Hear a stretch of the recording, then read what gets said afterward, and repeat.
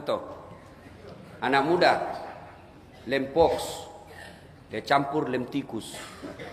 Yang kau campur lem Korea, ndak mau buka mulutmu itu. Ngelem, mabuk setengah, diambil motornya. Bayangkan, mabuk setengah diambil motor, dia listrik dikira aspal.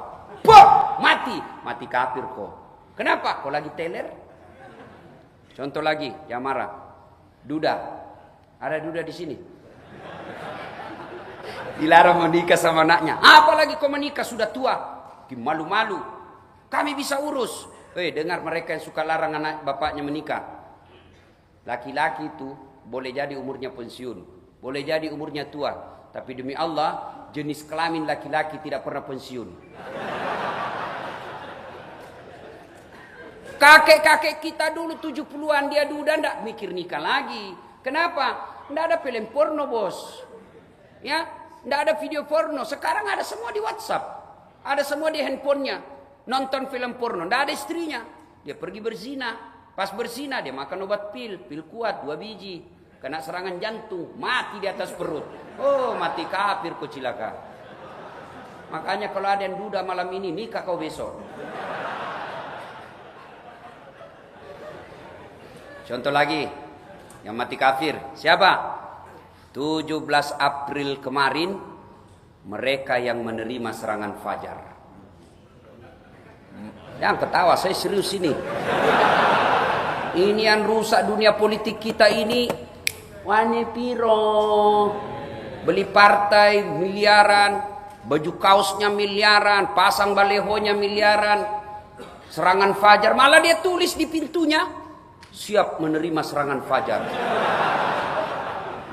DPR RI 700.000, DPR provinsi 500.000, DPR kota 300.000, jumlah suara 11. Mohon maaf, keras kehidupan, Bung. Makan itu, mati kau, mati kafir. Kenapa? Ada uang sogok dalam perutmu. Perang Badar tunai, selesai. Ada sahabat yang wafat. Lalu sahabat yang lain berkata, Masya, Alhamdulillah dia masuk surga. Alul jannah. Kata Nabi, tidak, masuk neraka dia. Kenapa bisa ya Rasul? Dia membela agama Allah, berperang bersama kita, melawan orang kafir. Kok bisa masuk neraka ya Rasul? Periksa kantongnya. Diperiksa kantongnya, ternyata apa? Ada barang baitul mal yang diambil secara tidak sah. Ini baru di kantongnya, bos, belum dia makan. Gimana bapak yang terima duit 100.000 makan itu uang haram? Itu baru 100.000. Bagaimana yang ngambil APBN 1 miliar? Mati kok cilaka. Allah sayang kita ini orang Islam. Tidak ada umat yang disayang Allah seperti sayangnya Allah kepada umat Islam. Bagaimana wujud sayangnya Allah? Orang Islam, kau terpelihara dari barang haram. Jangan kau makan barang haram. Maka Allah hadirkan Ramadan. 1 bulan kalian tidak makan barang haram. Mana ada umat dikasih puasa 1 bulan? Hanya umatnya Rasulullah. Kenapa? Karena Allah tidak mau kalian makan barang haram. Ramadan, Pak. Jangankan yang haram, halal saja mampu kita tahan. Saya ulang, jangankan yang haram, halal saja mampu kita tahan. Contoh, air putih halal atau haram? Halal atau haram? Jam 12 siang Ramadan? Oh, offside kok, bos. Bilang mahasiswaku, bagaimana kalau kumur-kumur Ustaz? Batal.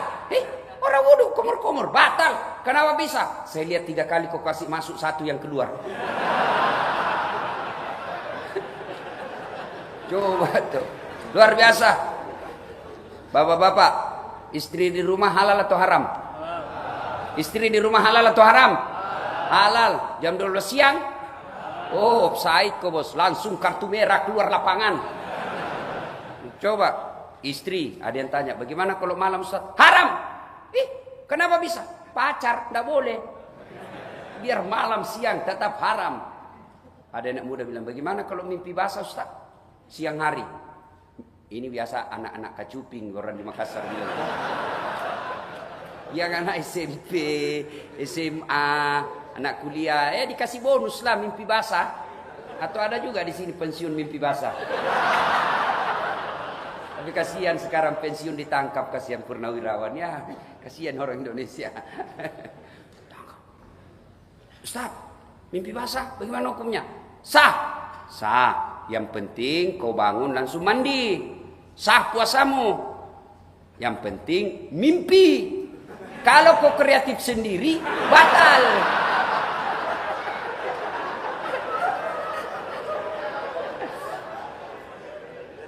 Wa qala idzan. Allah kemudian berfirman, Bismillahirrahmanirrahim. Ya ayyuhalladzina amanu dukhulu fis-silmi kaffatan wa la tattabi'u khutuwatis syaitan innahu lakum adu mubin. Wahai orang-orang yang beriman, masuklah engkau ke dalam Islam secara sempurna, bukan Islam pencitraan, bukan Islam pilcaleg, bukan Islam pilpres, tapi Islamlah secara benar. Islam secara benar itu termasuk ngurus politik. Islam benar juga itu. Wala tamutunna illa wa antum muslimun. Jangan kau mati kecuali dalam Islam. Ayat berikutnya yang penting selalu saya bacakan setiap saya ceramah. Dan janganlah engkau ikuti langkah-langkah setan, karena sesungguhnya setan itu musuh yang nyata bagi kalian. Ada enggak setan di tengah-tengah kita? Ada? Ada? Masa ada? Orang lagi di masjid ini, bos. Ada? Ada, bukan pocong, bukan uka-uka. Apa? Setan handphone. Orang sudah ceramah masih menggesek. Setan itu HP-mu, bos. Simpan dulu itu HP, bos. Tidak enak kita ceramah kok begini. Rasa-rasanya kau bilang, tidak urus kau Ustaz. Simpan dulu. Ada juga itu pura-pura foto. Padahal dalam hatinya lihat kau HP baru. Ibu-ibu dibawa yang pegang HP selama saya ceramah, saya doakan suaminya kawin lagi. Langsung dia lepas itu HP-nya. Malah di Sulawesi, Pak, saya lagi ceramah, ada ibu-ibu langsung dia belakangi saya. Depan saya, dia belakangi. Barusannya ada orang saya ceramah, dia belakangi saya. Ternyata diambil handphonenya. Selfie. Baru dia tulis latar belakang Dasat Latif. Saya dijadikan background. Langsung saya bilang, kok kira saya pot bunga? Selesai itu langsung dia bilang, Ustaz, selfie, ini paling saya tidak suka. Kita capek, keringatan, kau suruh kita senyum. Selfie dulu Ustaz. Sudahlah, saya takut dia tersinggung. Selfie bu, rame-rame. Kira-kira umurnya 55 tahun. Selesai selfie langsung dia bilang, Ustaz, boleh cium? Apa boleh cium? Haram. Nggak nafsu Ustaz, biar nggak nafsu. Mau kau kasih mengamu istriku di rumah? Coba kau masih muda.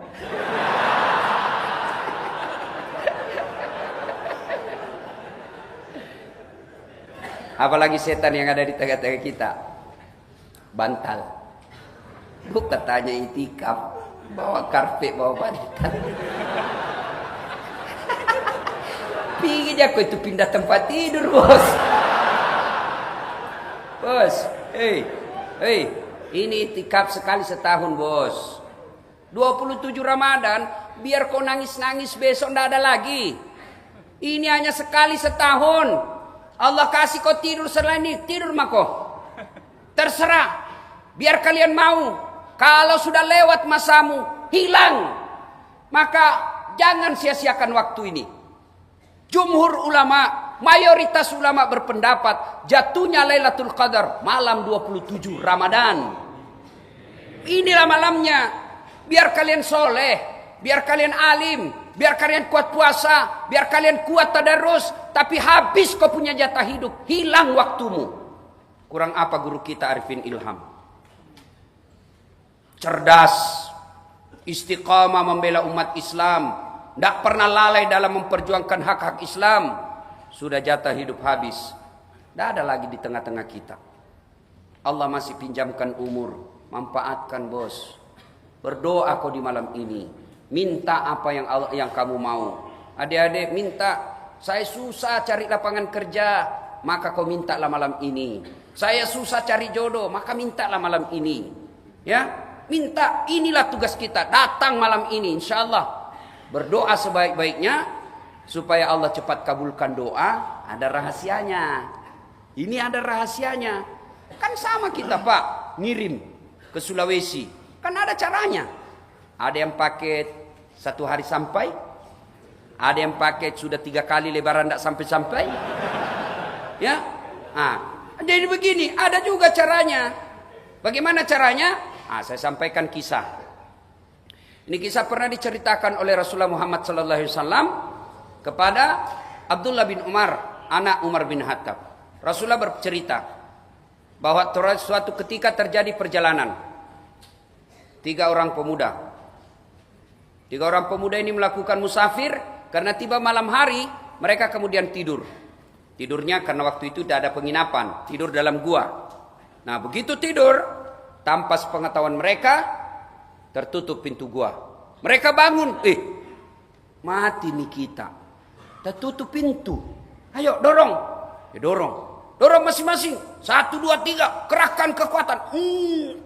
Tidak terbuka. Dorong lagi. Tidak tergoyang. Ketiga kalinya. 1, 2, 3. Tidak ada pup. Tidak. Ini variasi kan tengah malam. Kalau terlalu serius. Harus sedikit ada variasi. Tengah malam, Pak. Akhirnya dia berkata, tidak bisa kita keluar ini. Kita sudah ikhtiar, sudah upaya, tidak ada lagi. Kita minta tolong kepada Allah. Ya Allah, saya pernah mempunyai pegawai. Ketika tiba saatnya gajian, ternyata pegawaiku pergi merantau. Aku simpan duitnya. Kuberikan kambing dari 1 ekor. Kambing hamil, perempuan, betina, hamil, tidak ada suaminya. Namanya kambing. Kambing, hamil, tidak ada suaminya. Kambing. Sekarang banyak juga cewek mau saingan sama kambing. Tidak ada suaminya hamil. Beleng-beleng. Nikah kau baik-baik, bos. Sudah. Lalu ketika jumlahnya sudah ratusan ekor, datang yang punya pegawai. Pegawaiku, Tuan, mana gajiku? Itu ambil itu kambing, 1 lapangan. Maksudnya, kambingmu semua itu. Ambil itu. Maksudnya apa? Saya pelihara itu, uangmu, saya belikan kambing, beranak pinak, itu semua kambingmu. Diambil semua kambingnya, Pak. Tidak satu pun tersisa. Diambil semua. Ini juga kurang ajar, simpan ke 1.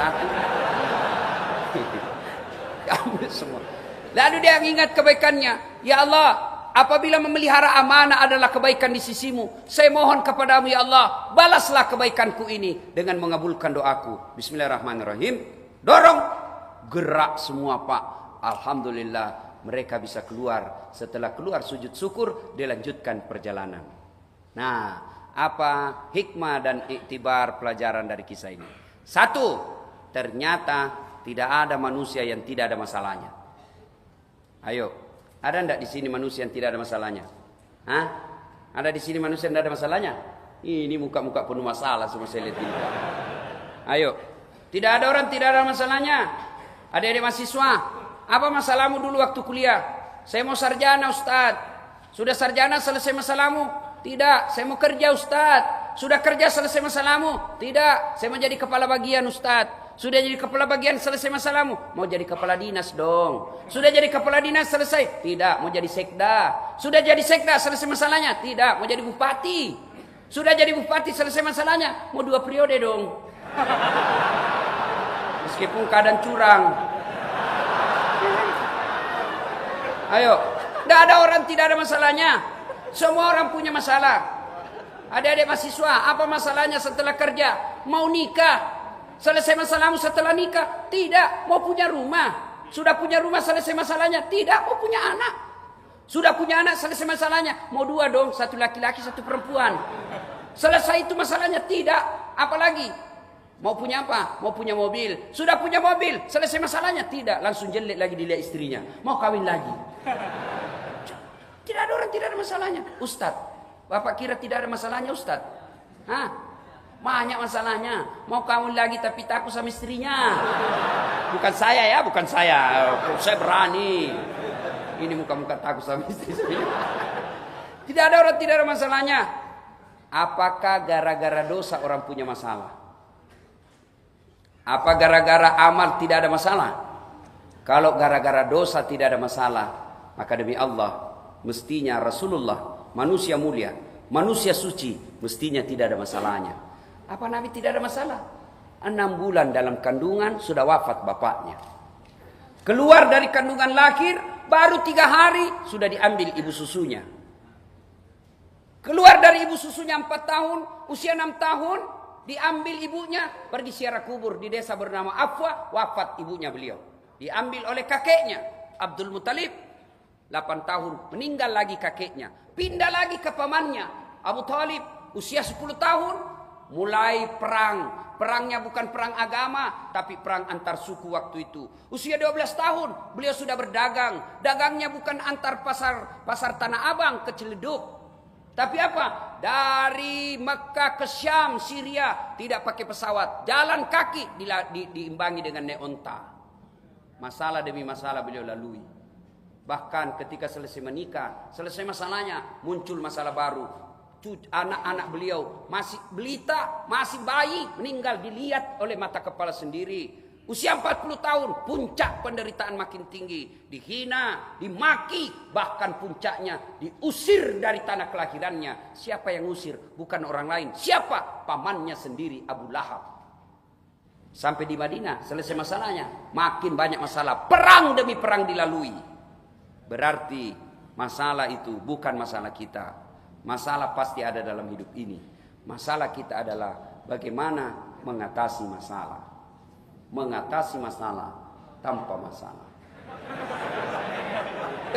Orang Jakarta tahu juga Pegadaian, Pak. Biasanya ini kalau lebaran ibu-ibu ini kursus semua jasanya di Pegadaian. Kan bapak kita ini kan siap-siap menderita, Pak. Dekat-dekat lebaran datang permintaannya istri. Pak, ganti gorden. Pak, ganti spray. Pak, ganti tempat tidur. Pak, ganti tempat. Sekalian. Iyo, saya ganti kok sekalian. Itu jawaban paling tepat, Pak. Kalau banyak ibu-ibu minta ganti-ganti, bilang, ya sekalian saya ganti kau. Nah, ibu apa saudara-saudara sekalian.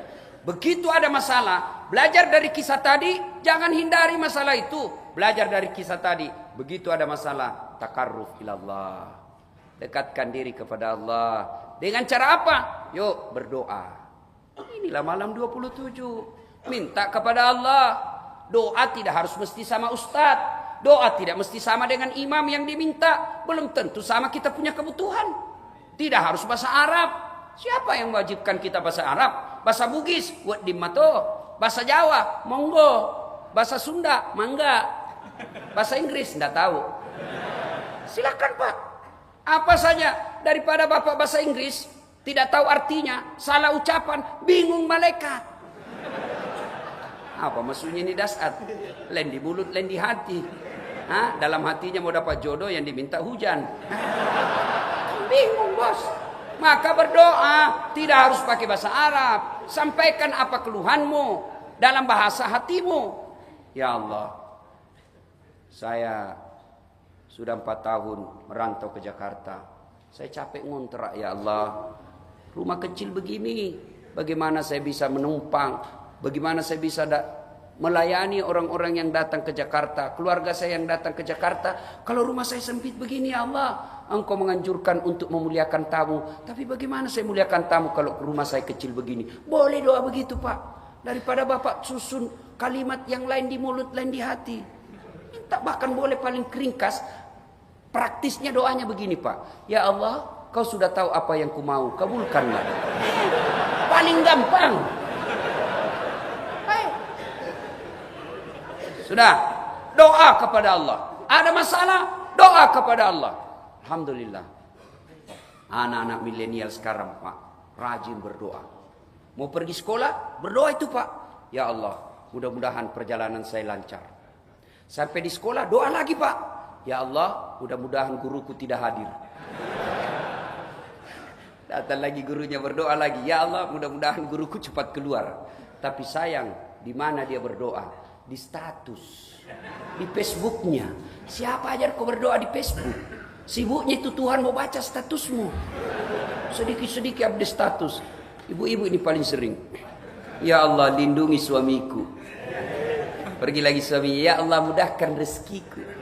Ditelepon suaminya 3 kali tidak dijawab, kesepian banget. Sore tidak dijawab-jawab, langsung lain statusnya, marah dia, Pak. Tak kusangka kau begitu.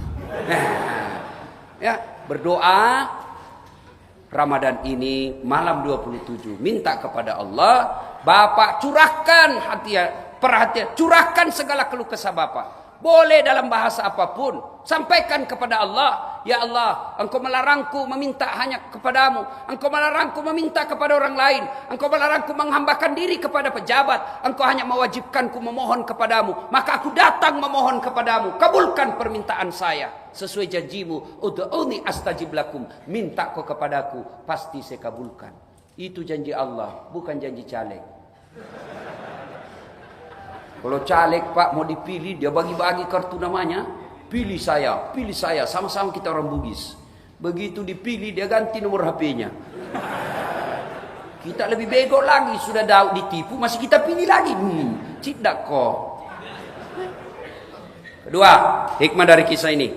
Ternyata dalam berdoa boleh menyebut kebaikan kepada Allah. Boleh. Yang tidak boleh menyebut kebaikan kepada sesama manusia. Contoh, ya Allah, ada kemanakan saya urus anak yatim. Saya sekolahkan, saya kuliahkan, saya kasih pekerjaan, aku nikahkan. Sekarang alhamdulillah hidupnya sudah baik. Apabila memelihara anak yatim adalah kebaikan di sisimu, maka balaslah kebaikanku itu dengan mengabulkan doaku, sembuhkan penyakitku. Boleh. Yang tidak boleh kalau Bapak sebut kebaikan kepada manusia. Contoh, kau tahu Dasat? Itu yang dari Makassar, banyak sekali gayanya itu. Kau tahu? Saya itu kasih jadi ustaz. Kalau bukan dia, nah kalau bukan saya, ndak ada papanya itu anak. Ini. Itu dosa bos. Jangan. Kalau menyebut kebaikan kepada manusia, tidak boleh. Kepada Allah, boleh. Yang ketiga, hikmah dari kisah ini. 3 kebaikan yang membuat doa mustajab. Apa itu? 1, birrul walidain. Berbuat baiklah kepada kedua orang tua. Adik-adik sekalian, kalian mau sukses dunia, muliakan saja orang tuamu. Tidak ada jaminan kau pintar bahasa Inggris, hidupmu baik. Tidak ada jaminan kau pandai bahasa ini dan segalanya, kau hidupmu baik. Tapi kalau kau muliakan orang tuamu, jaminannya Al-Quran. Allah sang jelaskan, muliakan orang tuamu. Ridallah fi ridal walidain. Ridanya Allah tergantung ridanya orang tua. Murkanya Allah tergantung murkanya orang tua. Maka kalian mau sukses pekerjaanmu, muliakan orang tuamu. Ini mau lebaran nih Pak. Kalau Bapak masih ada rezeki, ada waktu pulang kampung. Coba lihat bagaimana gembiranya orang tua kita di kampung. Dia tahu anaknya mau datang, dia bikin makanan paling enak untuk anaknya. Bahkan dia bilang sama istrinya, bapak kita kadang-kala, ibu kita ngomong, mau dia makan suaminya. Jangan, anakmu belum datang. Ini masak untuk anakmu ini, bukan untuk kamu. Itu ibu kita. Coba, lalu kita apa mau pulang? Langsung, tiket mahal Ustaz. Siapa suruh kau pilih?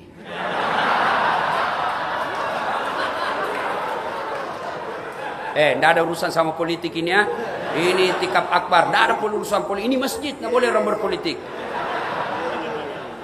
Jangan liar pikirannya Pak. Tidak ada urusan sama politik. Saya cuma bilang, siapa suruh? Coba bayangkan. Ada yang ngitung-ngitung. Pak, kalau Bapak tidak bisa mengunjungi orang tua karena dinas dan lain sebagainya, tidak bisa dapat izin, istri utus ke sana Pak. Istri pun dinas, tidak bisa. Anak urus, ketemu dengan neneknya. Tidak bisa juga. Pulus kirim. Pak, saya tidak sempat hadir karena tugas saya. Tapi alhamdulillah saya sudah kirim sama Bapak. Pembeli apa yang Bapak mau. Itu paling tidak itu. Atau sampaikan sama istri. Bu, saya tidak bisa. Itu hadiah THR dari kantor, tidak usah kita ambil, kasih saja ibu di kampung. Kalau istri dia bilang alhamdulillah, saya senang Pak, kirim. Itu istri sayang baik-baik Pak. Itu sumber rezeki yang istri begitu Pak. Tapi kalau dia langsung bilang, apa kamu? Makmu terus. Kalau ada itu Pak, itu pembawa sial di rumah Pak. Jangan pelihara istri begitu Pak, pembawa sial. Saya bilang sama istriku, boleh kau marah sama saya, boleh kau maki-maki saya, boleh kau lempar kepalaku, yang penting tidak dikena. Satu yang tidak boleh, jangan pernah kau lukai perasaan ibuku. Kalau saya dengar kau lukai perasaan ibu saya, wabillahi taufiq wal hidayah, keluar. Istri dia dapat, kita sudah jadi Pak, kita sudah sarjana. kita sudah cerdas, kita sudah punya pekerjaan, lalu datang menyerobot mengambil haknya ibu kita. Oh, enggak bisa Pak. Itu yang membuat hidup kalian susah kalau takut sama istri. Maksudnya takut untuk berbuat baik, ya. Jangan pernah takut berbuat baik karena dilarang sama istri. Tapi tidak ada yang begitu orang Islam, Pak. Tidak ada. Kalau ada bapak lagi sial. Berbuat baik, jangan sampai gara-gara itu. Ibu-ibu juga, saya susah nasihat ibu-ibu, tidak saya lihat mukanya. Di bawah ibu-ibu ya. Bu, itu suamimu tergantung dari kelakuan istri. Kalau istrinya baik, tidak mungkinlah suaminya macam-macam. Kalau dia urus suaminya dengan baik, tidak mungkin. Begitu ibu, suaminya mau kawin lagi, datang mertuanya membela. Apalagi kau mau kawin lagi tuh. Coba lihat itu istrimu. Saya datang ke rumahmu, saya belum bangun sudah siap sarapannya. Tidak pernah kasar sama saudaramu. Semua adik-adikmu dia hormati. Ngomongnya dia sopan. Makanmu dia urus. Dia muliakan kamu. Tidak pernah bicara kasar. Apalagi kau mau kawin. Belum tentu kau dapat perempuan lebih baik dari istrimu sekarang. Sudah, jangan lagi pikir-pikiran. Kau mau kawin lagi, haram air susunya ibu. Kau kita Pak. Tapi kalau istri kurang ajar, baru 2 jam datang mertuanya ditanya, kapan pulang Mak? Wah, dia pulang ke kampungnya, dia bilang sama anaknya, apa itu istrimu? Setengah mati sekolahkan kamu nak, kujual sawah untuk sekolahkan kamu, agar sepupumu tidak menghina kamu, agar diangkat derajatmu. Gimana istrimu menghina kamu? Tidak dihargai saudara-saudaramu. Saya datang di situ tidak pernah mukanya cantik-cantik, mukanya busuk terus lihat saya, rasa-rasanya saya dianggap saingan. Gimana itu istrimu? Sudah, kawin lagi kamu. Kalau perlu sembunyi-sembunyi saja. Makanya. Ya, alhamdulillah ini muka-muka tidak takut sama istri semua. Jadi Ustaz tidak takut sama istri. Apa saya mau takut? Cuma istriku lebih berani dari saya. Ya, adik-adik, ini yang masih muda-muda, muliakan orang tuamu. Mana operasionalnya? Kan kita selalu bilang, muliakan orang tua, muliakan orang tua. Mana operasionalnya? 1, jangan kau pernah keluar rumah tanpa izin orang tuamu. Itu ridha, itu berkah. Ridhanya orang tuamu itu berkah. Jadi setiap kau keluar rumah, izin sama orang tuamu. Mak, saya pergi dulu. Cium tangannya. Bapak-bapak kalau anak-anaknya pergi sekolah, dia cium enggak tangannya Pak? Ayo Pak, dicium tangannya sama anaknya Pak. Enggak, dah seleding ji bos. Cium tangan itu kan begini. Kalau anak kita kan ini. Beleng-beleng. Giliran sama tangannya cowoknya, tapi kak. Apa cowokmu kau muliakan? Bagus Ustaz, dia belikan saya coklat. Ada maunya? Ayo, ini anak-anak sekarang sopan sama cowoknya. Kurang ajar sama bapaknya. Kalau bapaknya nasihati apa? Kolot Pak, itu kan dulu. Sekarang lain Pak. Sekali cowoknya nasihati, terserah abang aja deh. Saya ngikut aja. Beleng-beleng. Ayo Pak, Ramadan, bapak yang masih hidup orang tuanya, muliakan orang tua. Kadang ada yang tanya, Ustaz, saya ngojek, hilang saya punya motor. Buka usaha, bangkrut. Rumah tangga, ribut mulu. Apa itu sebabnya? Saya tanya, gimana kelakuanmu sama orang tuamu? Oh itu dia Ustaz. Itu, jangan usah banyak cerita. Itu sebabnya. Kalau bapak sudah 30 tahun merantau ke Jakarta, tidak bisa beli rumah, koreksi kelakuanmu sama orang tuamu. Tidak mungkinlah Allah sengsarakan hidupnya orang yang mengurus orang tuanya dengan baik. Bisa jadi bapak sengsarakan orang tua sehingga hidup jadi sengsara.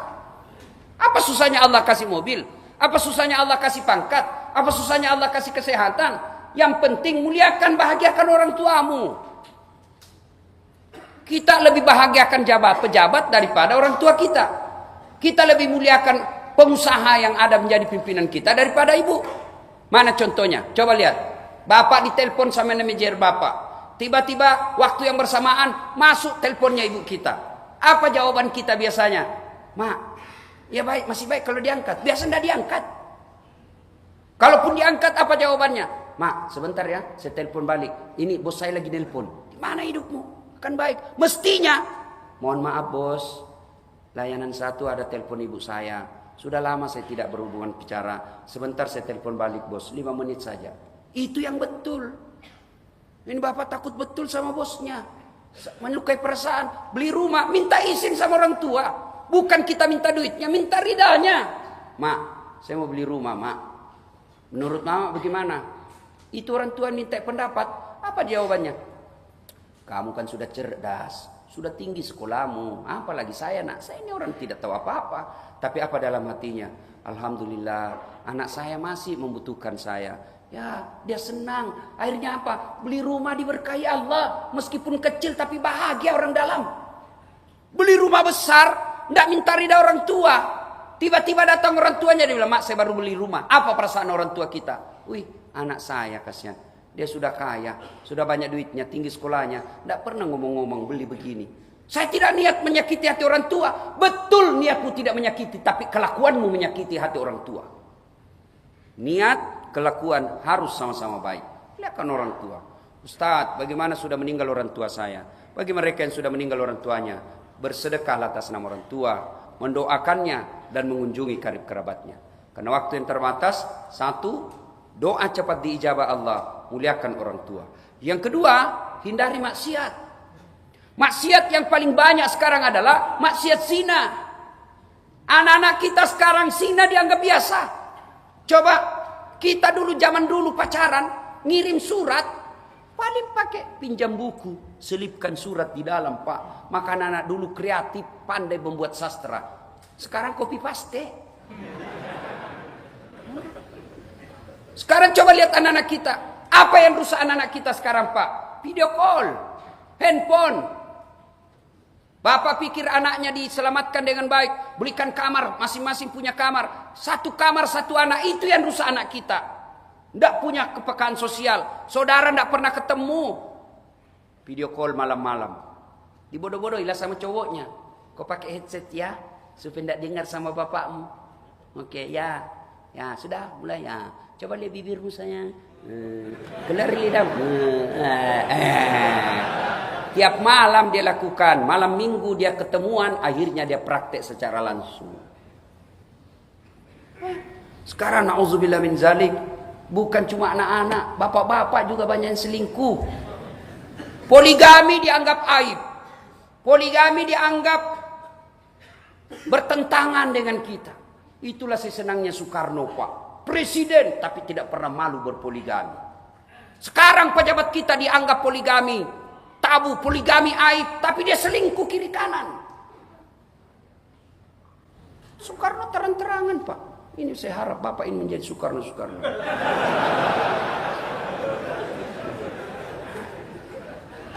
Berzina dianggap biasa. Auzubillahi min zalik. Bapak punya istri, itu mendatanginya adalah ibadah. Bapak tertarik dengan perempuan di jalan, kata Nabi, kalau kau tertarik dengan wanita di jalan, segeralah kau pulang ke rumahmu. Karena apa yang dimiliki wanita di jalan sama persis yang ada di rumahmu. Tidak percaya, periksa baik-baik. Yang ketawa anak muda, ini urusan orang tua. Itu Rasulullah, Pak. Masya Allah. Berapa istri Rasul, Pak? 11. Dari 11 istri Nabi, tidak ada satupun yang mengatakan saya menyesal menikah sama Muhammad. 11. Bapak cuma 1. Menderita lahir batin. Kenapa? Rasulullah itu, Pak, manusia romantis. Tahu romantisnya Rasulullah? Beliau mandi junub bersama dengan istri. Mandi junub dengan istri. Saya juga dulu, Pak, waktu pengantin baru mandi junub sama istri saya, Pak. Sayang, ya dulu. Sekali sudah ada anak saya, dia bilang, Ustaz mandi, geli.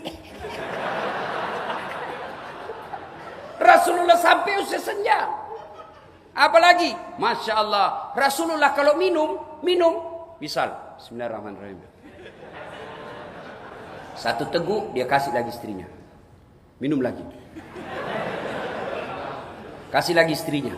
Hebatnya lagi, bekas minumnya istri, itu yang diminum oleh Rasulullah. Coba Bapak, minum bekas bibirnya istri. Busuk betul mulutmu.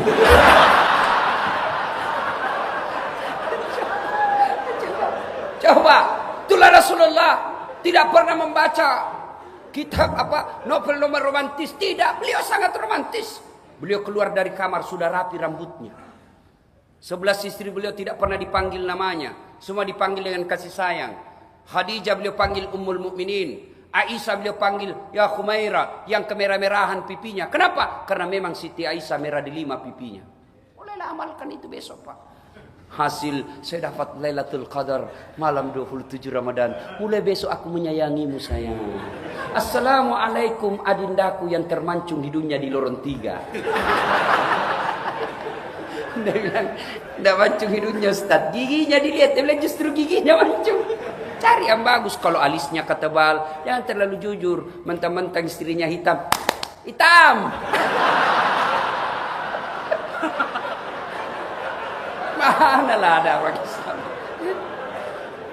Muliakan istri, Pak. Muliakan istri.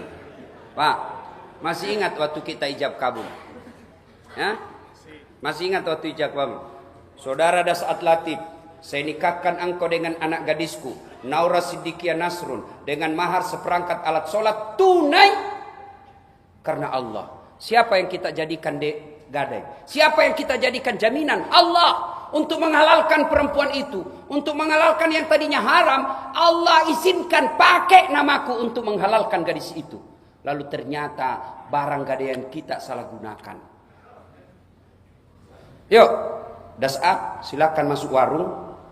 Kau boleh belanja, yang penting jangan lebih 1 juta. Silakan masuk. Lalu saya datang, bos, saya boleh belanja lebih 10 juta katanya. Marah yang punya nama.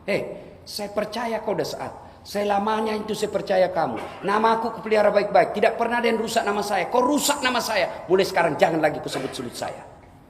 Allah jika jadikan istri jadi halal gara-gara nama Allah. Dia tinggalkan kampungnya dari Madura. Dia tinggalkan kampungnya dari Sumatera, dari Sulawesi. Ngikut sama suaminya. Dia tinggalkan ibunya. Dia tinggalkan bapaknya. Dia tinggalkan saudaranya. Untuk apa? Ngikut sama suami sebagai taat sama suaminya. Ternyata suaminya dia khianati istrinya.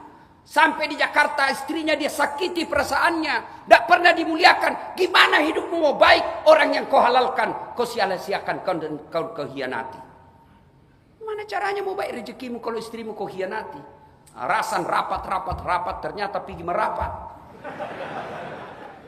Nah, tenang perasaannya ibu-ibu di bawah. Cuma ibu-ibu juga jangan suka ngomel. Gimana suami mau betah kalau ngomel aja kerjanya. Baik kalau dia cantik. Jam 4 sore menelpon sudah itu. Mbak, mau makan apa? Kita ini ya percaya, sayang betul istri saya mau masak, ternyata GoFood.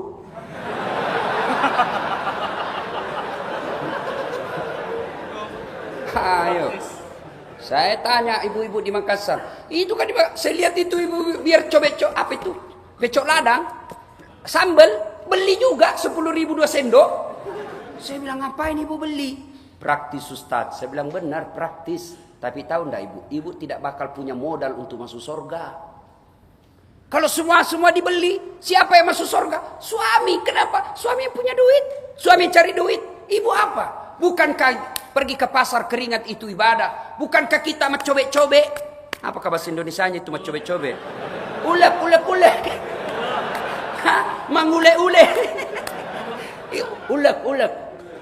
Ya itu maksudku ya. Itu ibadah, berkeringat itu ibadah. Bukankah masa itu ibadah? Keluar keringatmu adalah ibadah. Kalau kau cuma beli jadi, maka tidak ada pahalamu. Gimana kau masuk surga? Kau tidak punya password, tidak punya bekal untuk masuk surga. Tukang ngomel, malas masak, rewel, panenaka. Mana suamimu betah di rumah? Pernah dengar ceritanya itu jin lari dari sumur? Hah? Pernah?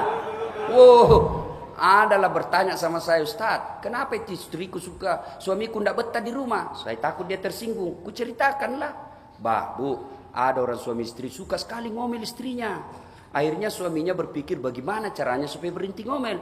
Wah, dia belikan perhiasan. Sudah dibelikan perhiasan, senang ini ibu. Padahal suaminya di mana sih bawa? Dia ingat. Di kampungnya ada sumur tua, usianya 400 tahun, dalamnya 17 meter. Dia lihat sama suami, Dek, kau lihat itu sumur, ada airnya enggak? Lihat, Ada kak, tapi sedikit aja, ndak dalam ini. Wah, ndak mati berarti dia ndak dalam ini. Begitu dekat sumur, dia dorong istrinya masuk, sak, jatuh, ngomel kau di situ. Saya ndak dengar juga. 1 jam kemudian tiba-tiba dari dalam sumur ada makhluk keluar hitam tinggi besar. Kaget suaminya, "Hei, siapa kamu?" "Saya jin penunggu sumur ini. Sudah 400 tahun saya di dalam, ada perempuan di dalam ngomel aja kerjanya."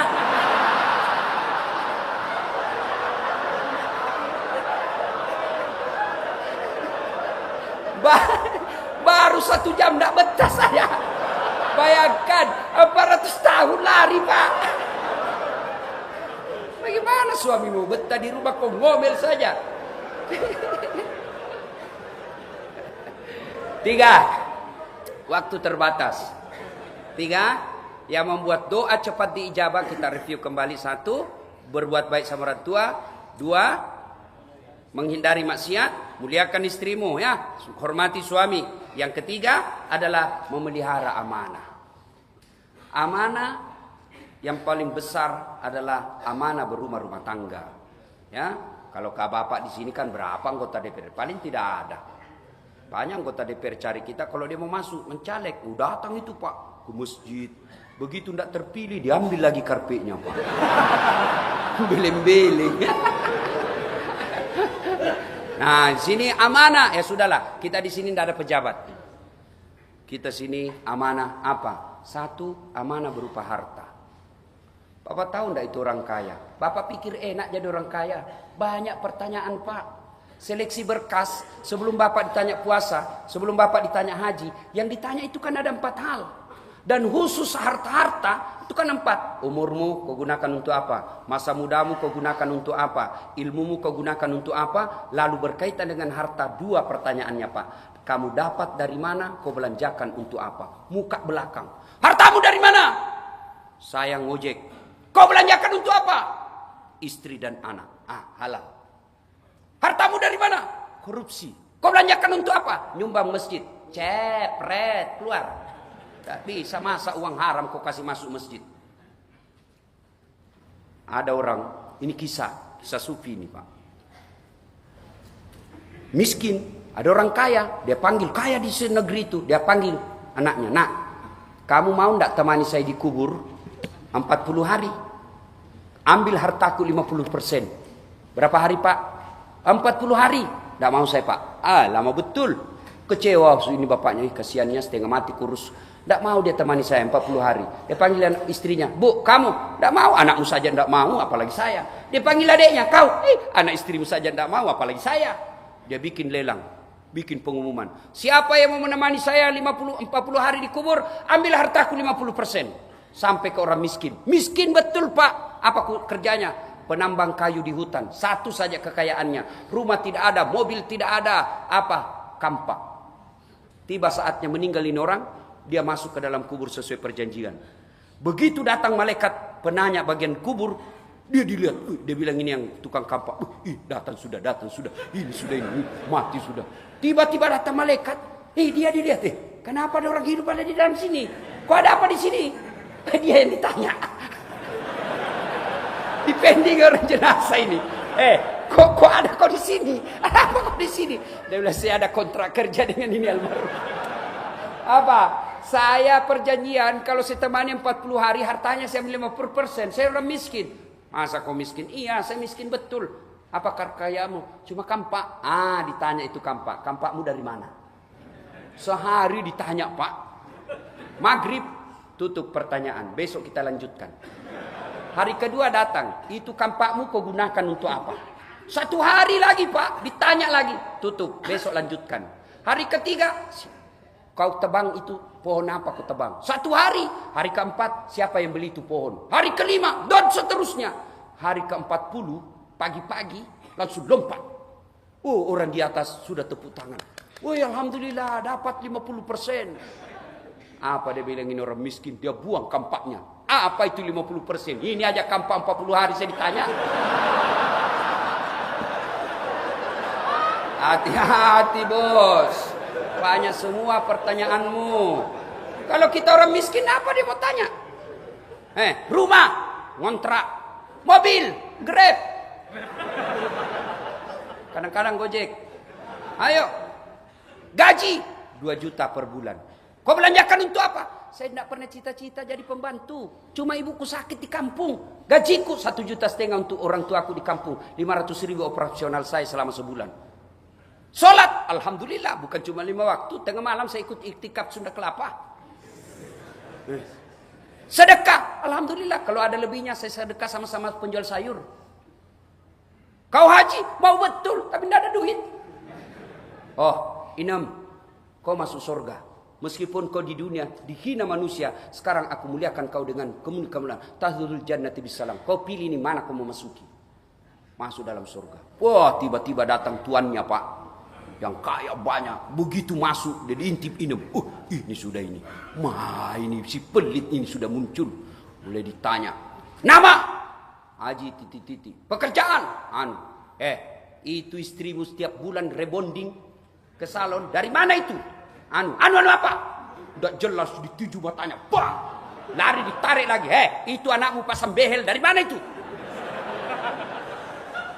Wah, ditinju lagi matanya. Wah, mau lari ditarik lagi. Itu pelek mobilmu. Tak mungkin kau bisa beli sebagai pegawai. Dari mana kau dapat itu? Anu tuan. Anu apa? Bang! Kau sholat. Tapi babak belur sudah dia, Pak. Hancur semua mukanya. Bengkok. Kayak itu yang di video kasihan itu yang meninggal. Dipukul-pukul kasihan. Saya bingung lihat orang Indonesia kok bisa begitu. Kejam ya. Anak kecil kok digituin. Borgol aja kasihan. Ngapain kok kasih gitu. Auzubillah min zalik. Mudah-mudahan itu yang kasih begitu nanti tidak tenang hidupnya seumur-umur. Kasihan orang tua. Saya bayangkan, Pak, gimana perasaan orang tuanya. Dia lahirkan anaknya baik-baik. Dari kandungannya 9 bulan. Disekolahkan kasihan. Kau bunuh seperti binatang. Auzubillah min zalik. Doa orang begini, Pak, teraniaya. Allah tidak akan biarkan itu ketidakadilan. Allah akan punya cara sendiri menghinakan kalian nanti. Tidak usah ribut, bos. Tidak usah ribut. Allah punya jalan sendiri untuk menghinakan yang begitu. Lanjut lagi cerita. Ini bukan politik, bukan politik. Sampai di mana tadi cerita?